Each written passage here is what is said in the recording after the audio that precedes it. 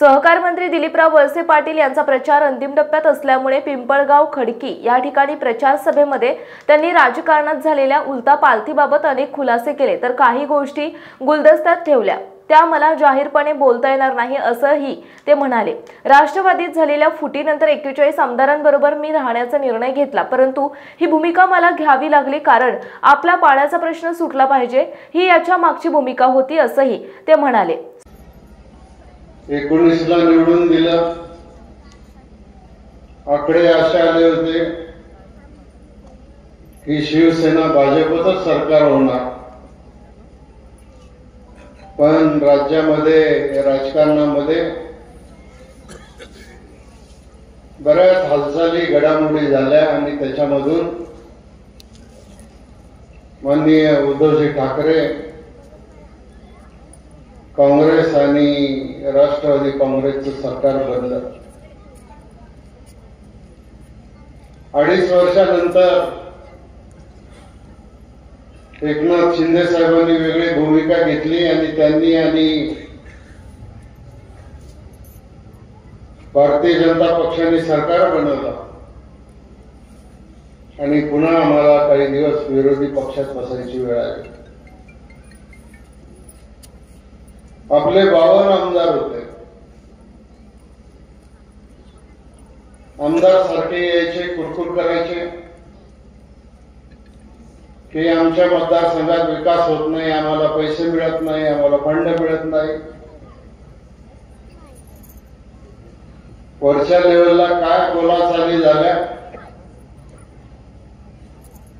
त्या मला माहित असल्या तरी मी एवढे जाहीर सांगू शकत नाही। आणि राष्ट्रवादी काँग्रेस पक्षाने आमदारांच्या मीटिंग मध्ये हा निर्णय घेतला की आपण सरकारमध्ये सामील व्हायचे। 52 पैकी 42 आमदार सरकारमध्ये सामील झाले, आम्ही 10 जण मंत्री झालो। खरं तर त्यावेळेला सेना भाजपला राष्ट्रवादीची गरज नव्हती बहुमतासाठी, पण तरी सुद्धा वरच्या लेवलला काय बोलणं झालं माहित नाही,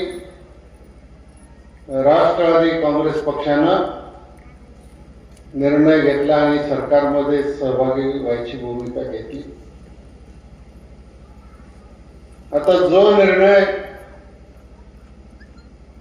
41 आमदारांनी घेतला, सगळ्या वरिष्ठ नेत्यांनी घेतला, मग त्याच्यामध्ये अजितदादा, प्रफुल्ल पटेल, छगन भुजबळ साहेब, तटकरे साहेब, हसन मुश्रीफ, बाकीचे